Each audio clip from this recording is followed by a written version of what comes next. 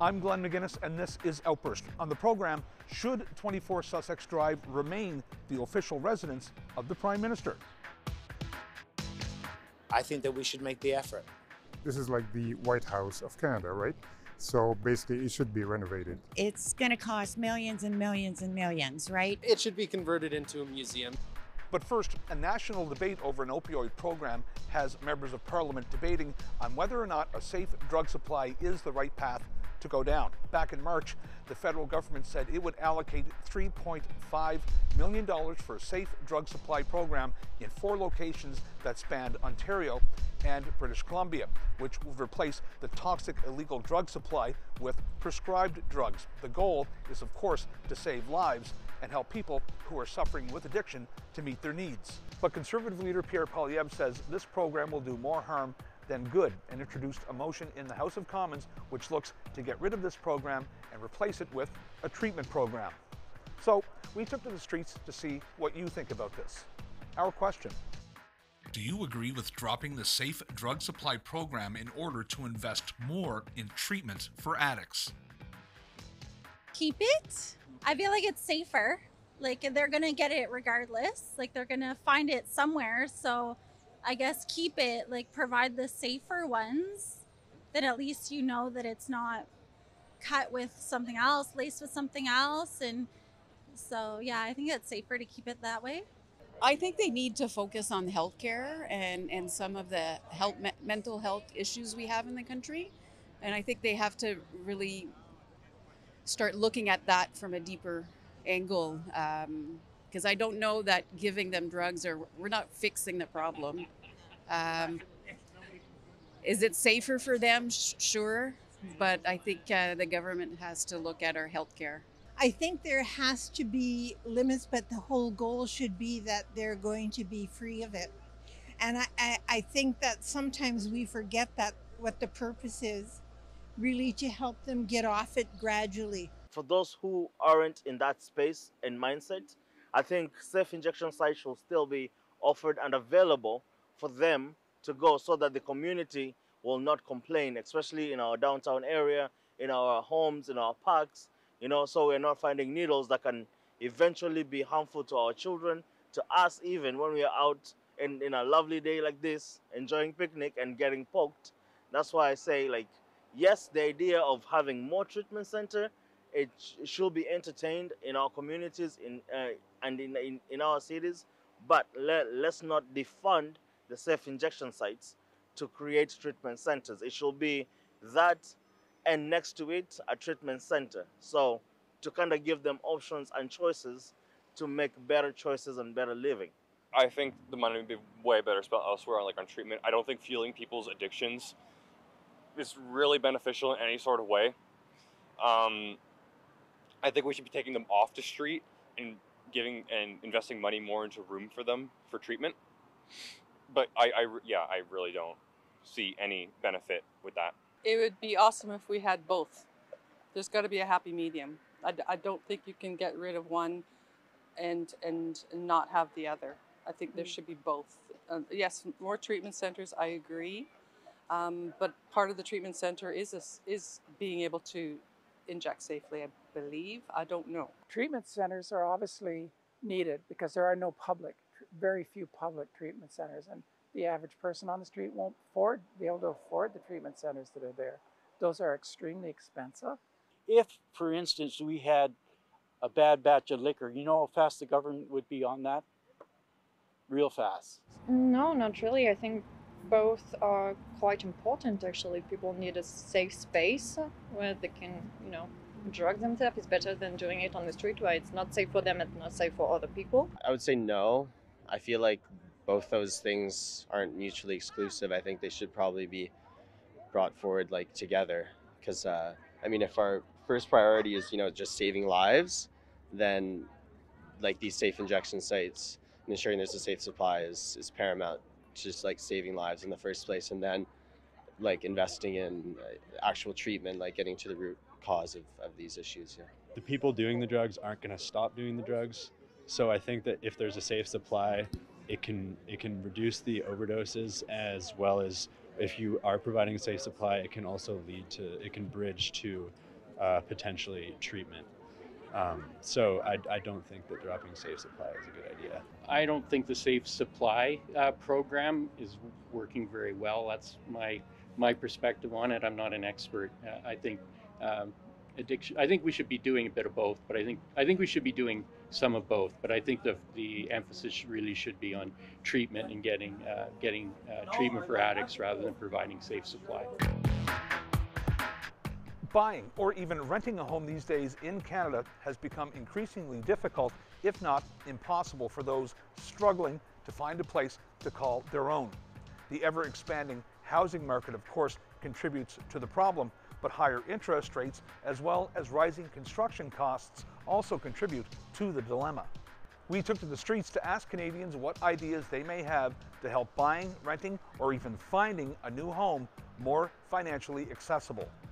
Our question: what is your solution to help provide affordable housing for all Canadians? Well, we all live in communities where there's empty buildings. Empty buildings that have, for whatever reason, they stand empty and they're deemed unsafe, for, whether it's earthquake safe but there are so many buildings that are owned by municipalities that are empty, or even corporations that are empty, and I don't see why that can't be turned into something affordable. But again, it's circling back to the economy. So who's going to make this affordable, and who's going to, provide and make it known that you qualify for affordable? Who qualifies for these places, right? So I don't know. Housing, even like a basic apartment, is out of reach of the average person or the average lower income person. So by producing more subsidized housing for lower income people in British Columbia, in Victoria, in Vancouver, in Langley, I think will be an excellent step in helping to curb the homelessness problem. It's not one I would know too much about, but I think it has to do with the amount of people we're letting into the country at a time. Because I think that we let more people in than we can fit at one time. And don't get me wrong, Canada has a lot of space for new people, but I think that we're bringing in more people than we could actually house, and I think that's a huge issue. I think we should be reducing the amount of people we let in. Well, I mean, I make quite a lot of money myself, and I live in a townhouse, so it hits everybody. Affordable housing. I don't even know what affordable housing is anymore, to be quite honest with you. $2 million for a small house in North Vancouver, I think, is not anywhere near affordable housing. We need to build more housing supply. That seems to be a supply and demand issue. So it's pretty simple, but how do we create that supply when we're also having so many more Canadians, which is awesome, by the way. But it's very challenging. I don't know if there's an easy solution with our labor force challenges. I think solution to providing affordable housing is creating more incentives in smaller places. I don't know what I would do specifically, but like just how they did in the Yukon when it first began, like getting a lot of government funding for people to move to places. I think if they did that in all over Canada, it would incentivize people to go places that's not like major city hubs where it's going to be crazy expensive. I think more density, more dense in like it's just so spread out, like the sprawl. I think we can build so much in smaller area, and yeah, I think everybody kind of wants their piece of land, and they want big, but I don't think that's the way to go. And I think it'll be cheaper if we build, with more density. It's my daughter, and yeah, I mean it's a long term. Nothing's gonna like. There's no quick solution, but I think we need to get there and then build more in a smaller.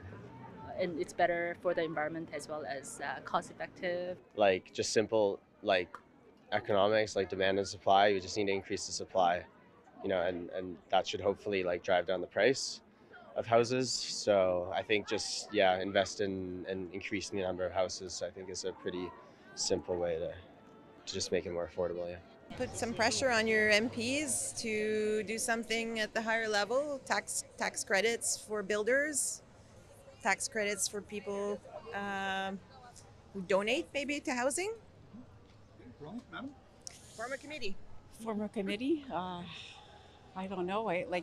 We have to help our young kids, so I think having the first home savings plan is a good start to have them save tax-free some money for housing. So I think that's continuing with programs like that for them. Maybe changing some of these like government buildings that they're trying to offload, change it into affordable housing. Like I know there's some projects by Blair that they're changing like the MBNA building into condos or retirement residents. So changing like all these like giant buildings into housing.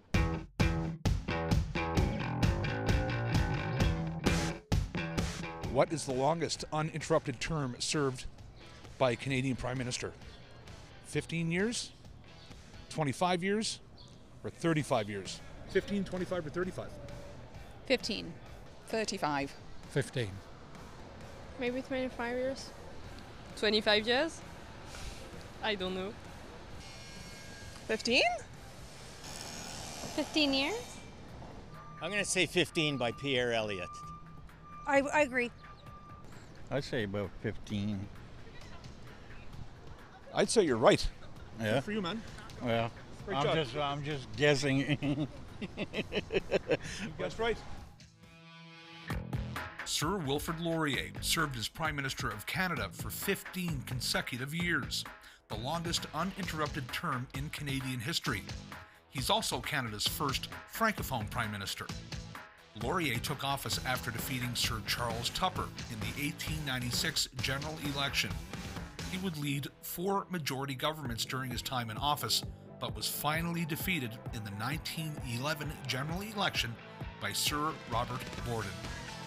Laurier would remain leader of the opposition and continue to lead the Liberal Party until his death in 1919. For many, last month's provincial election in Alberta was an opportunity to look to the future and see what lies ahead in terms of the relationship between Alberta and the federal government. Of course, Danielle Smith and her United Conservative Party were victorious, garnering roughly 53% of the popular vote. As we've seen in recent months, Alberta's newly elected premier has not had the best of relationships with Prime Minister Trudeau, and she's been known to push back on federal policy that affects her province. Conversely, if the NDP's Rachel Notley had been elected premier, it might have been an easier time for Trudeau. So we took this question to Canadians. How will the Alberta election results affect the province's relationship with the federal government? I don't think it will particularly change the state of affairs. I think it's going to be a continuing tension as there has long been between the provincial and federal levels, and I think it'll be much the same. It'll probably stay similar, I think, but I don't think it's a very productive relationship.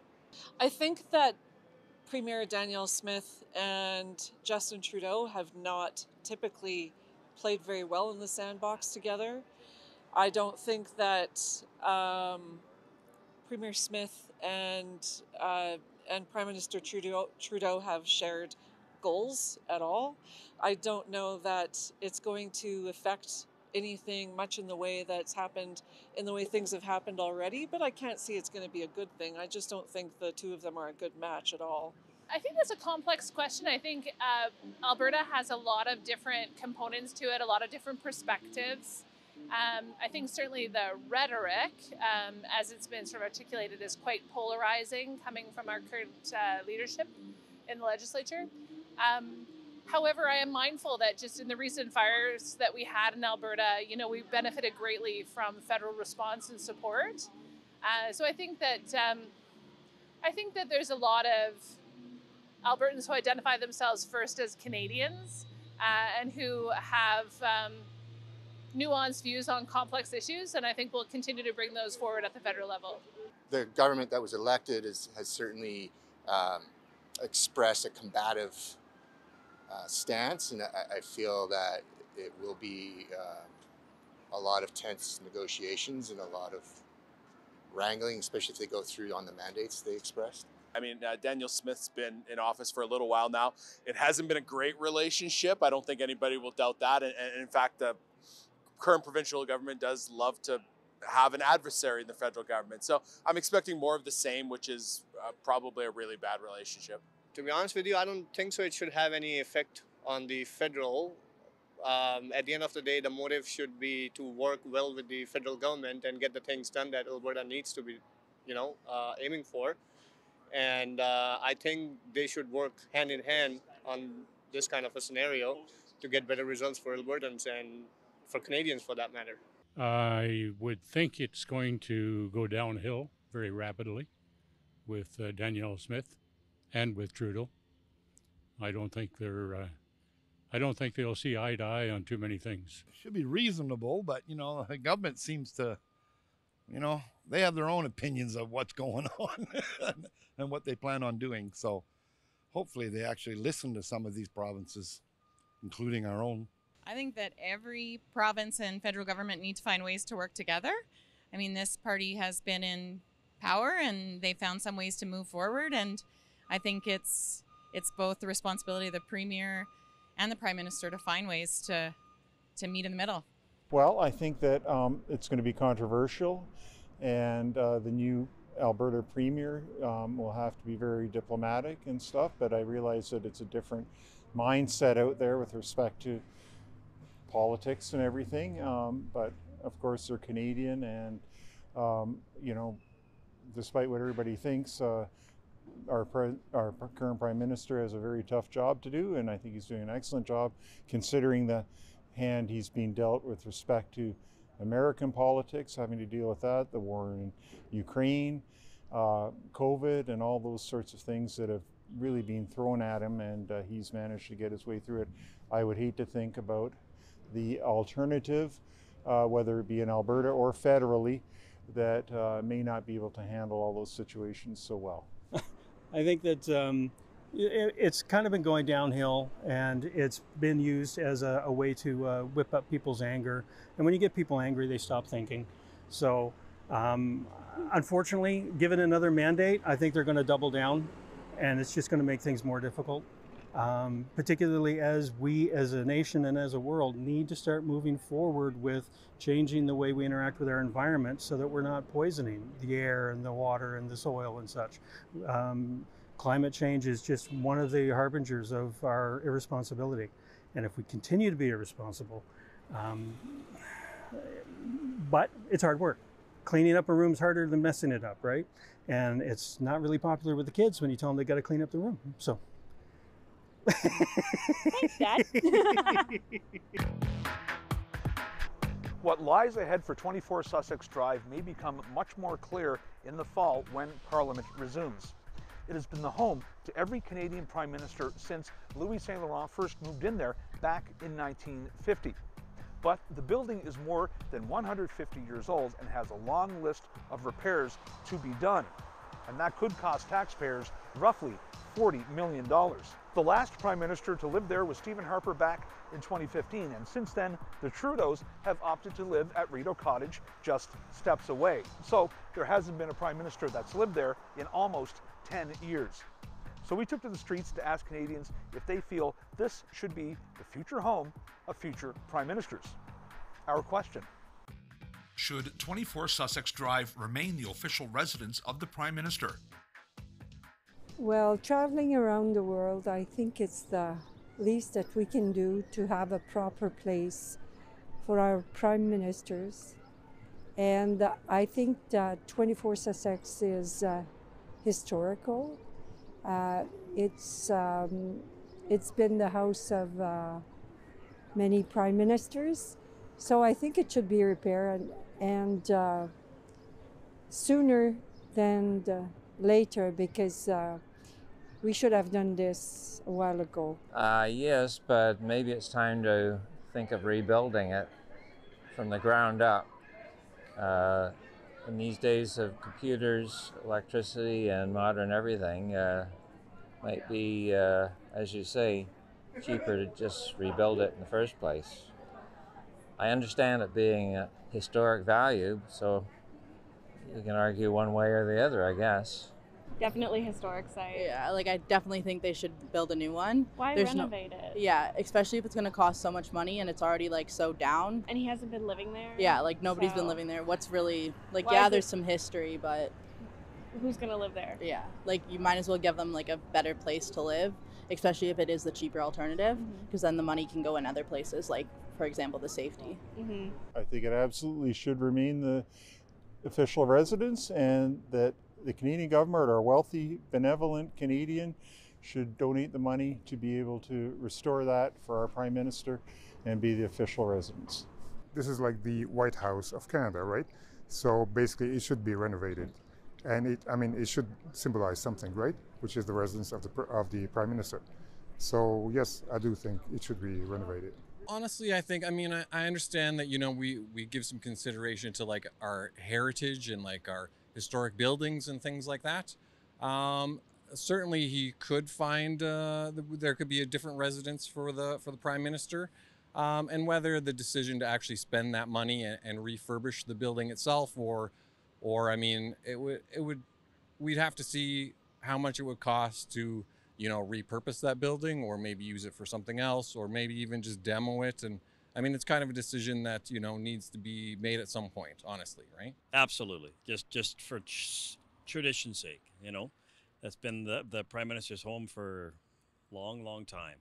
Absolutely. I think it should be. They should have never let it get to the state that it's in. And every government is to blame for that, not just the Liberals, right? I think there needs to be an official residence for the Prime Minister. There needs to be some sort of home base. I don't know whether it's a great investment or not, but I think somebody needs to make a decision to either do something with it or decommission it somehow. It's the way it is right now isn't a great answer either. I would say no, because it's going to cost millions and millions and millions, right? And I think that money can be more invested back into our healthcare education. I don't foresee, if they've got a place to live and to hang on to something that all us taxpayers are going to pay for, and then they move back, and what about the other place, right? It just doesn't make sense. Well, it should. Either that or we have to build a whole brand new one somewhere. So we should be able to fix the one we have, and then kind of, it's historic, isn't it? So we got to keep a few things, history. We need a bit of it to stay with us. That place, it should be converted into a museum. It's housed many prime ministers over the years, and it's really, something that we should look forward to going to visit and seeing, the heritage that they've left behind. No, I think heritage is very important for our country, for any country that wants to call itself that. So I think it's important that we have, that we invest in our infrastructure, regardless of whether that's a prime minister's, home, or whether that's, bridges and highways and train lines. We may or may not love our prime minister, but it is an important part of our heritage so that future prime ministers have a home to be proud of and somewhere to showcase our country to the world when we have visiting dignitaries. I definitely think that the heritage aspects of the Prime Minister's house should be repaired. I think that it's a part of Canada's history, and I think it's really important to protect and rehabilitate our historic buildings. For example, here in Calgary, I think it finished in 2000. Gosh, I can't even remember, but a couple of years ago, the City of Calgary refurbished our historic City Hall. It's an amazing sandstone building, and I think a lot of people really appreciate it when we put the effort into preserving our buildings. And I think that the Prime Minister's house should be fixed up and remained a home for the Prime Minister. No, not. They should be thinking to spread that money to people who need, rather than doing that. But if it can be managed without those kind of heavy expenses, and sure, if it takes another place which can provide better accommodation and better decision making, then I think it should be okay.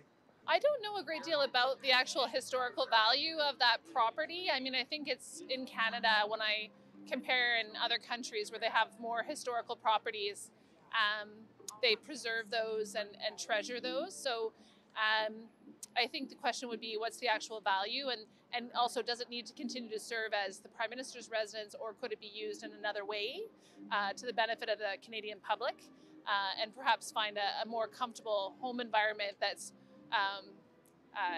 serving the needs as the residence of the Prime Minister?